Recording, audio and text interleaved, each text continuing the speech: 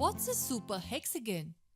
Does it really help us remember all the trigonometric formulae and identities we have seen so far? Yes, it does. It's a simple hexagon which looks like this. All we need to do is join all the opposite vertices, and that gives us 3 diagonals. We write the number 1 in the center. It's still difficult to believe that one hexagon can lead us to so many formulae.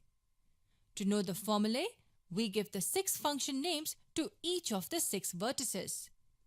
But there is a particular way in which we need to write it. We start writing from this vertex, go around the hexagon and end at this one. It's simple. We just draw a hexagon, join its opposite vertices and write a 1 in the center. Now let's see how we write the 6 functions at the 6 vertices. We just need to remember one formula which we have already seen. Tan is equal to sine by cos. We have used this formula like a zillion times now. Tan is equal to sine by cos. We start at this vertex and write tan, sine, cos in the clockwise direction. Tan, sine, cos. Now 3 functions and 3 vertices remain. We write cot opposite to tan. Remember, cotangent opposite to tangent. What remains is cosec and sec. If we draw a vertical line through the center of the hexagon, we will have 3 vertices on the left and 3 on the right. So to remember what's written on this vertex, just remember that we have all functions starting with c on the right side. So we write a cosec here, and what remains is sec. That's all you need to remember about how the super hex has to be drawn. 3 diagonals joining the opposite vertices, the number 1 in the center, and the 6 functions at the vertices. So let's draw the super hex on a new page. A hexagon with 3 diagonals joining the opposite vertices, the number 1 at the center, tan is equal to sine by cos, cot opposite to tan, cosec here since all c's are on the right, and what remains is sec. Are you ready? You're going to learn a whole set of trigonometric formulae. This video is fun but also very long as we will be covering most of the trigonometric formulae we have studied before.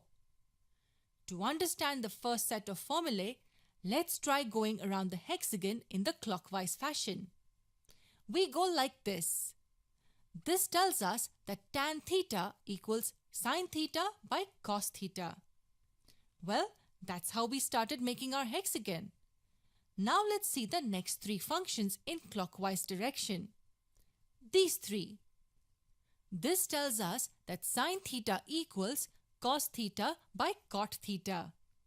The first one equals the second one by the third one. Take the next 3 functions clockwise. First equals second by third. Hence, cos theta equals cot theta by cosec theta. And if we take the next 3 functions, we can say that cot theta equals cosec theta by sec theta. And we will get 2 more formulae if we go clockwise. Cosec is equal to sec by tan, and sec is equal to tan by sine. Wasn't that simple? 1 hexagon and 6 formulae without any effort. Great, but what if you forget that you had to go clockwise and you go anti-clockwise instead? Let's say you started like this, in the anti-clockwise direction. Don't worry, the pattern still holds true. First will equal second by third. Tan theta equals sec theta by cosec theta. First equals second by third. If we take these 3 functions anti-clockwise, we can write sine theta equals tan theta by sec theta. If these 3, then cos theta equals sine theta by tan theta, and the list goes on. Whether you go anti-clockwise or clockwise, first will always equal second by third. We can easily get 3 more here. One simple hexagon and 12 formulae. Is that all? No, there's more. Let's draw the super hex on a new page to understand what else there is. We draw the super hex and write a 1 in the center. Tan is equal to sine by cos. Cot opposite to tan. As we have all c's on the right, we write a cosec here, and what remains is sec. In the previous set of formulae, we did not use the 1 which was written in the center. Let's see why it is placed like this. If we multiply the functions at the opposite vertices, we get a 1. This multiplied by this equals 1. Sine theta multiplied by cosec theta equals 1. This multiplied by this also gives us 1. Cos theta multiplied by sec theta equals 1. And this multiplied by this also equals 1. Tan theta multiplied by cot theta equals 1. So when functions at diagonally opposite vertices are multiplied, we get a 1. Wait, there's more. We draw the super hex, write the number 1 at the center. Tan equals sine by cos, cot opposite to tan, and cosec here since all c's have to be on the right, and what remains is sec. I repeat the positions again and again so it gets etched in your brain after watching the video. Take any 3 continuous functions in the hexagon like tan, sine and cos. Tan multiplied by cos will give us sine.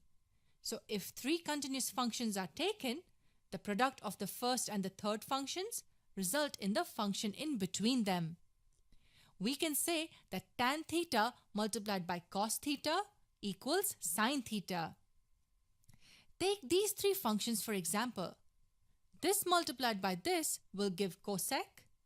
So sec theta multiplied by cot theta will give us cosec theta. Even cot multiplied by sine will give us cos. Cosec multiplied by tan will give us sec, and so on. First term multiplied by the third term will give us the term in between them. Does it end here? Not yet. Let's redraw the hexagon with 1 in the center. Tan is equal to sine by cos. Cot opposite to tan. Cosec here as all c's on the right.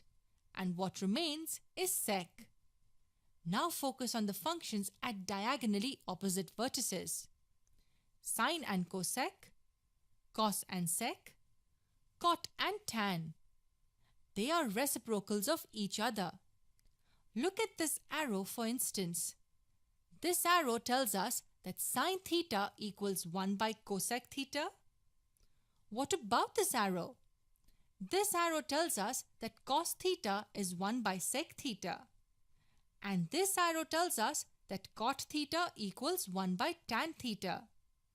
If the arrow is drawn like this, we can even say that cosec theta is reciprocal of sine theta.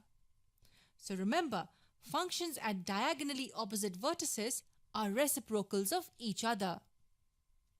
Be patient, it doesn't end here. But let's review what we have covered so far. This equals this by this, or this equals this by this. This multiplied by this equals 1, or this multiplied by this equals 1. This multiplied by this equals this, and this is equal to reciprocal of this. Let's draw the super hex again to know the other stuff it tells us. Tan is equal to sine by cos, cot opposite to tan, cosec here as all c's are on the right hand side, and the remaining function sec here. Do you remember complementary angles? Yes, 2 angles are complementary if their sum equals 90 degrees. And the trigonometric functions had a special relation with complementary angles. Look at this arrow. What does it tell us about sine and cos? It tells us that sine of theta equals cos of 90 degrees minus theta. This horizontal arrow tells us that sine of an angle is equal to the cosine of its complementary angle. Similarly, this arrow tells us that tan theta equals cot of 90 degrees minus theta. And this arrow tells us that sec theta equals cosec 90 degrees minus theta. And if the arrow is drawn this way, it will tell us that cos of theta equals sine of 90 degrees minus theta. So a horizontal arrow tells us that one function of an angle is equal to the other function of its complementary angle. I think I have lost track of how many formulae the superhex has helped us remember. And there's more. This is the superhex again with a 1 in the center. Tan is equal to sine by cos, cot opposite to tan. Cosec is written here as we have all the c's on the right hand side, and the only remaining function sec is written here. Look at the figure. There are 6 triangles formed inside. Focus on 3. This one, and this one. Let's zoom out slightly. Okay, so here we go clockwise within each of the triangles starting with top left position. Like this. Sine, cos and 1. This gives us one very important identity. This squared plus this squared equals this squared. So sine squared theta plus cos squared theta equals 1. Now let's go clockwise in this triangle. This squared plus this squared will equal this squared. 1 plus cot squared theta will equal cosec squared theta. If we go clockwise in this triangle, we get tan squared theta plus 1 equals sec squared theta. Amazing, isn't it? This arrow can also be drawn anti-clockwise from the bottom of the triangle, like this. The only difference with anti-clockwise is that there will be a minus sign before the second term. So it will be this squared minus this squared equals this squared. So we can say that 1 minus cos squared theta will equal sine squared theta. Similarly, if these two also became anti-clockwise, we get 2 more results. Cosec squared theta minus cot squared theta equals 1. And sec squared theta minus 1 equals tan squared theta. Now you know why we call it super. One hexagon helped us with so many formulae in trigonometry. But hang on, you have to practice this procedure well, because there are a few things you need to remember here too. The position of the functions, the directions of arrows, and so on. This video is not a substitute for all the other videos done before this. It's just an add-on. Memorizing formulae can never be the solution. Make sure you understand all the formulae we derived in the previous videos.